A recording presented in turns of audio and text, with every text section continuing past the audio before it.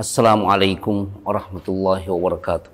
Kita beralih ke kitab Bekal Berhijrah Zadul Muhajir. Penulis rahimahullahu ta'ala ada menjelaskan kepada kita beberapa aspek kesempurnaan manusia, di antaranya keilmuan, amalan, mengajak manusia kepada kebaikan, dan juga bersabar di dalam menjalankan misi kebenaran tersebut. Lalu di sini di halaman 63 itu penulis Ibnu Qayyim rahimahullah dia katakan, wa man tatalla'at himmatuhu ila ma'rifati ma kana alaihi sahabatu radhiyallahu anhum wa radat tiba'ahum fahadhihi tariqatuhum haqqa. Barang siapa yang memiliki kepedulian atau antusias untuk mengetahui keadaan para sahabat radhiyallahu anhum dan ingin mengikuti mereka, inilah jalannya mereka, 4 hal ini. Siapa yang dimaksud dengan sahabat? Kalau istilah sahabat, bukan teman biasa ya, seperti kita. Oh ini sahabat saya, bukan. Kalau dalam istilah Islam itu sahabat, yang dimaksud dengan periode sahabat adalah yang memiliki kriteria berikut ini. Hidup pada zaman Rasulullah Sallallahu Alaihi Wasallam, 1. Bertemu dengan Rasulullah Sallallahu Alaihi Wasallam, 2. Beriman kepada beliau Sallallahu Alaihi Wasallam, 3. Dan yang terakhir, mati di atas keimanan. Artinya ada orang yang sempat melalui 3 fase tersebut, tapi di ujung hidupnya murtad sebelum meninggal, dan meninggal dalam keadaan murtad. Ada seperti itu. Nah, yang seperti ini tidak dikatakan sahabat. Atau ada yang hidup dan beriman kepada beliau semasa hidup beliau, tapi tidak sempat bertemu. Seperti ya diantaranya ini penguasa negeri Habasyah ya, namanya Raja siapa namanya? Najasyi. Itu posisinya sekarang kalau kita di Afrika itu Ethiopia ya, sekitar situ. Jadi dia sebagai raja yang tadinya Nasrani, setelah Rasulullah Sallallahu Alaihi Wasallam memerintahkan para sahabat untuk berhijrah ke sana dan memberi pesan, di negeri Habasyah itu ada seorang penguasa yang ahlul kitab. Siapapun yang datang kepadanya tidak akan terzalimi. Artinya dia akan memberikan perlindungan. Karena di Mekah itu pengikut beliau Sallallahu Alaihi Wasallam selalu mendapat tekanan, dipersempit geraknya. Kalau ketahuan ikut kepada Rasulullah Sallallahu Alaihi Wasallam, dimusuhi. Nah, melihat kondisi ini Rasulullah memerintahkan sebagian sahabat untuk pergi ke negeri Habasyah. Dan akhirnya raja tersebut masih Islam setelah mendengarkan penjelasan ayat-ayat Al-Quran dari para sahabat tentang Nabi Isa dan Maryam, ibunya. Ini yang seperti ini tidak masuk sahabat. Makanya ketika beliau meninggal dunia, Rasulullah Sallallahu Alaihi Wasallam ketika mendapatkan berita melalui Jibril bahwa sahabatmu bawa ini yang di negeri Habasyah wafat, Rasulullah mengumpulkan para sahabat untuk sholat apa namanya? Sholat gaib. Karena di sana tidak ada yang mensolati. Ya itu bukan sahabat namanya, tapi tabi'i. Mengapa perlu berantusias mengetahui perihal kehidupan periode sahabat? Karena pertama, para ulama Ahlus Sunnah wal Jamaah sepakat dalam hal kedudukan mereka. Artinya begini, Rasulullah Shallallahu Alaihi Wasallam sebagai manusia yang paling mulia di dunia dan di akhirat, yang menerima wahyu ini, dan wahyu yang Rasulullah Shallallahu Alaihi Wasallam sampaikan, siapa yang menerima dan menghafal? Para sahabat kan? Dan yang mempelajari cara mengamalkan dan mempraktekkan ayat-ayat yang turun itu siapa? Yang mempelajari langsung dari Rasulullah. Mereka. Berarti kemurnian ada pada mereka kan? Iya.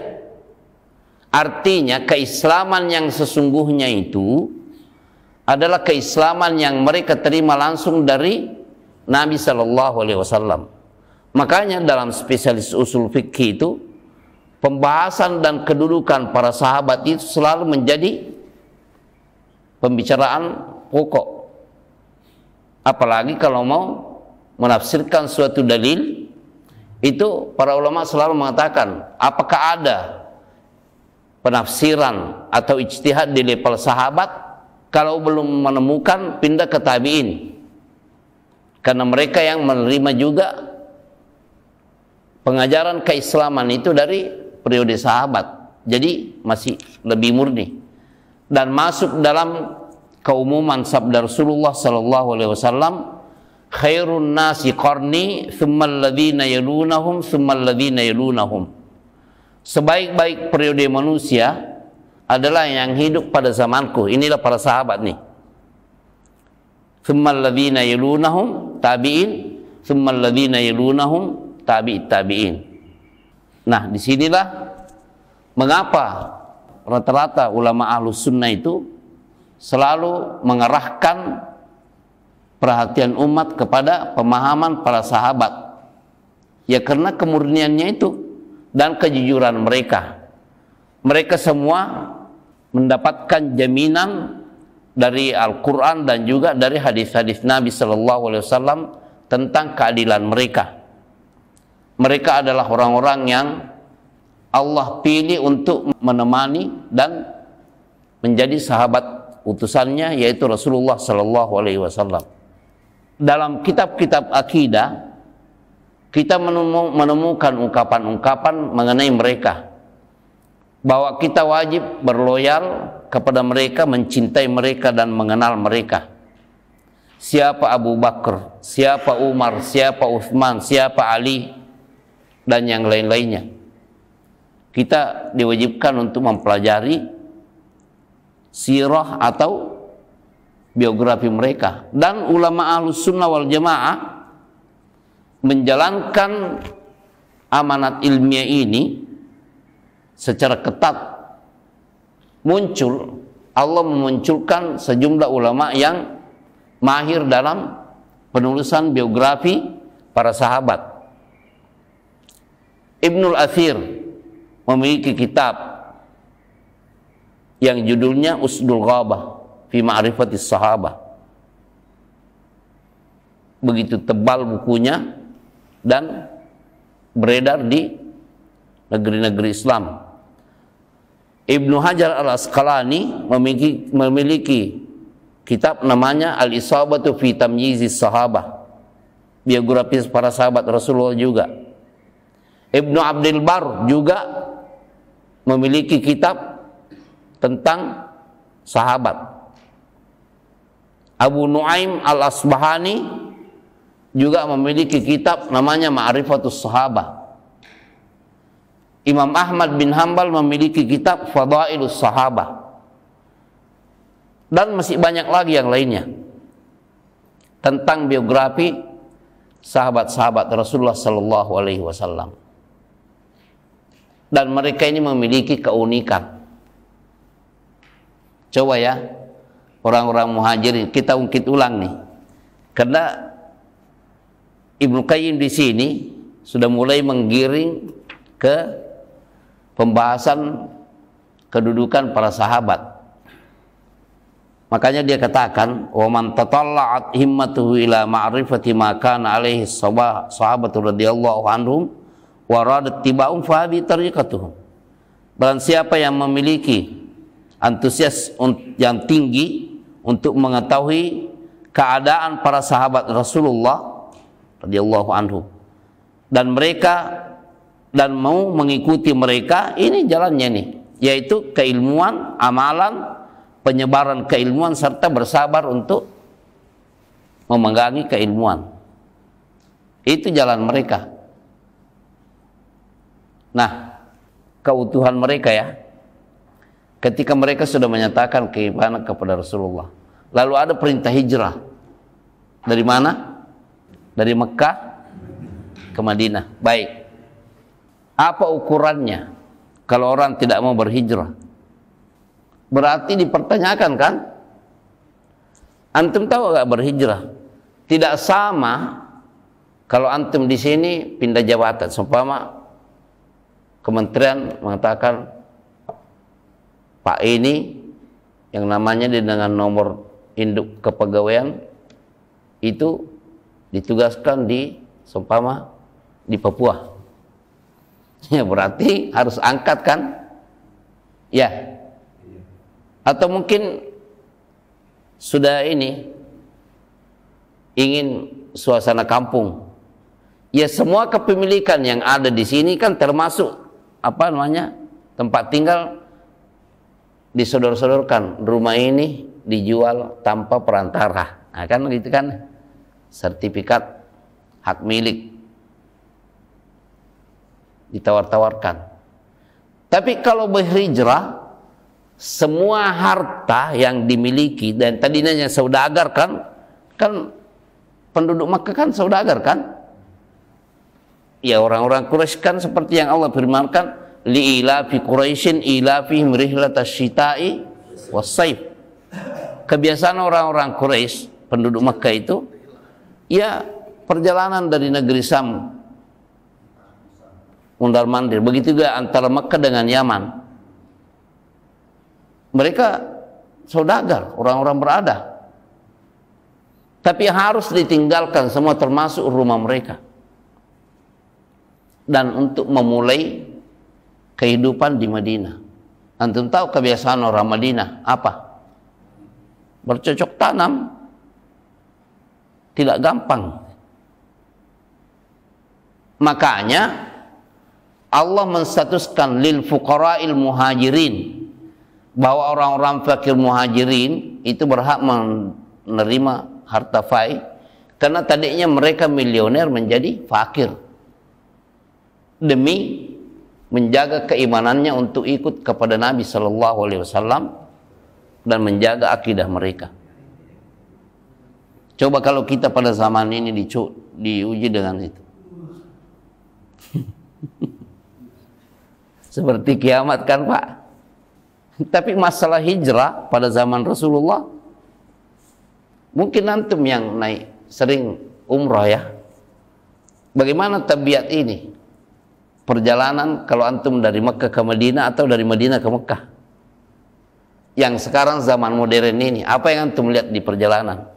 Gersang atau? Memang terkadang kalau hujan turun itu ada rumput-rumput yang hijau yang tumbuh. Tapi kan tidak semuanya begitu. Dan dulu itu belum ada jalanan tol seperti itu yang antum lihat sekarang ini. Ini berhijrah ini betul-betul menjadi ukuran keimanan.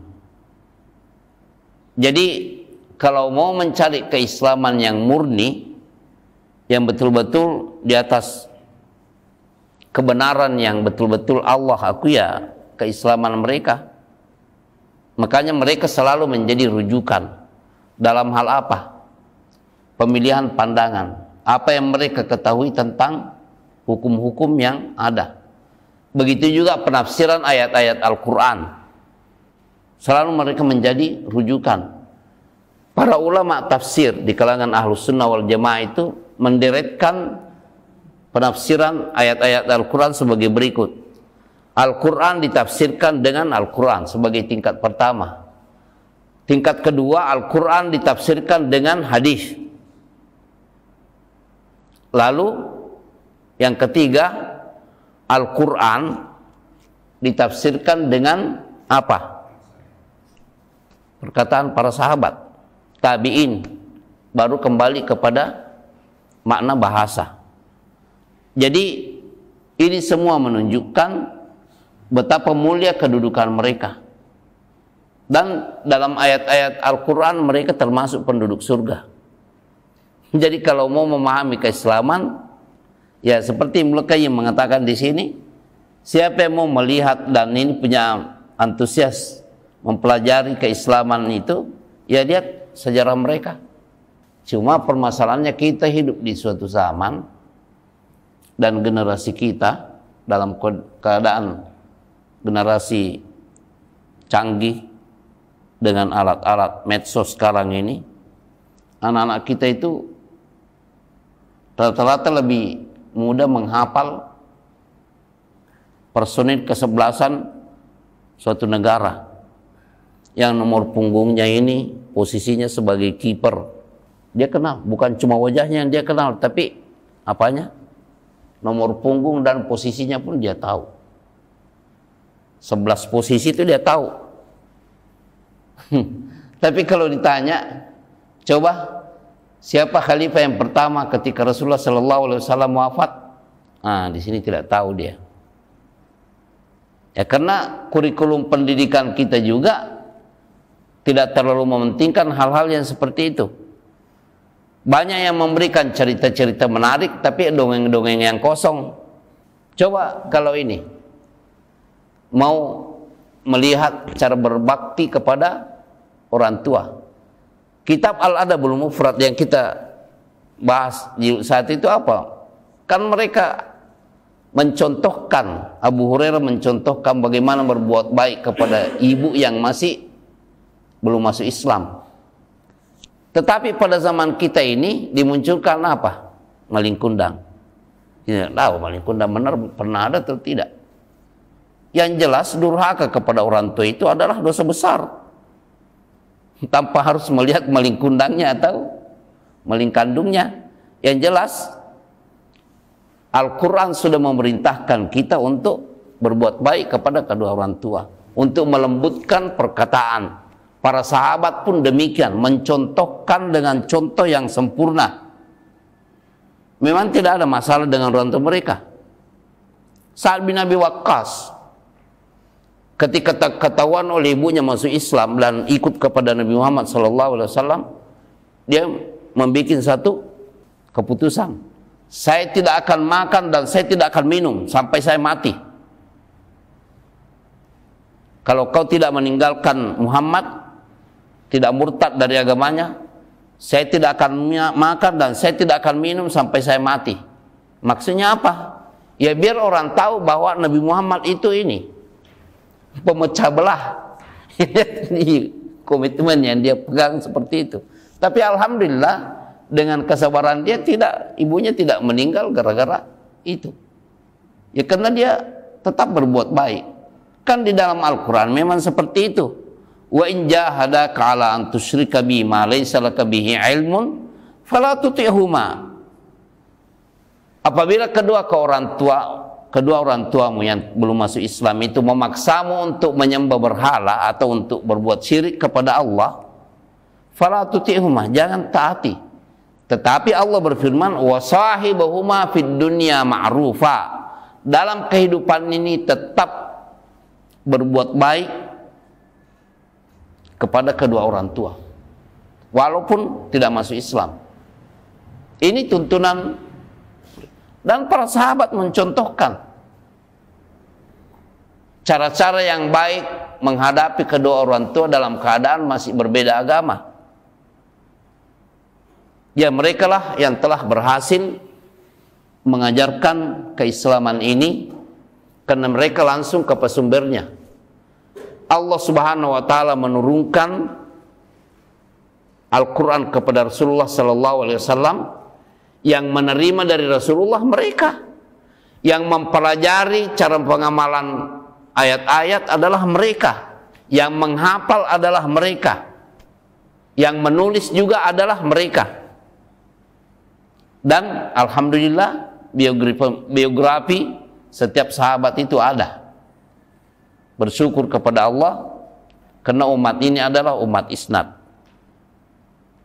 Para ulama telah berhasil membukukan biografi mereka, baik dalam kitab-kitab tarikh maupun dalam kitab-kitab hadis. Ya, itu Pak ya. Jadi kedudukan keislaman kita itu harus dikembalikan sesuai dengan pemahaman mereka. Dan mereka mendapatkan pujian di dalam Al-Quran dan juga di dalam hadis-hadis Nabi Sallallahu Alaihi Wasallam. Pada zaman kita itu, dari dulu sampai zaman kita ini ada golongan yang disebut dengan Ar-Rafidah. Ya, antum tahu golongan Syiah kan? Mereka tidak berpandangan seperti Ahlus Sunnah wal Jamaah.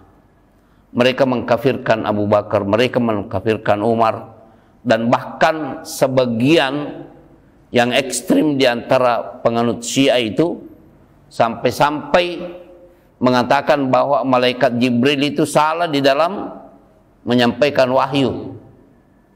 Seharusnya kepada Ali bin Abi Thalib, tapi mengapa kepada ini? Betul-betul mencoreng syahadat sebenarnya.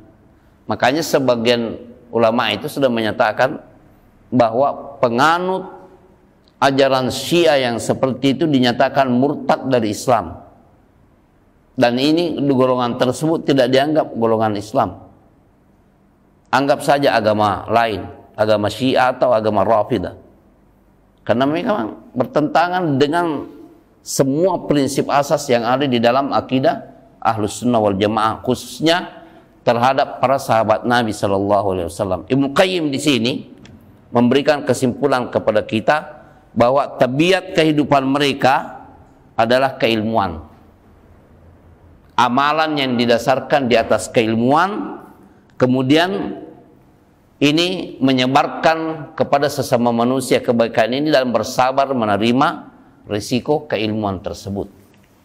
Ya, demikian. Subhanakallahumma bihamdika asyhadu an la ilaha illa ant astaghfiruka wa atubu ilaik. Assalamualaikum warahmatullahi wabarakatuh.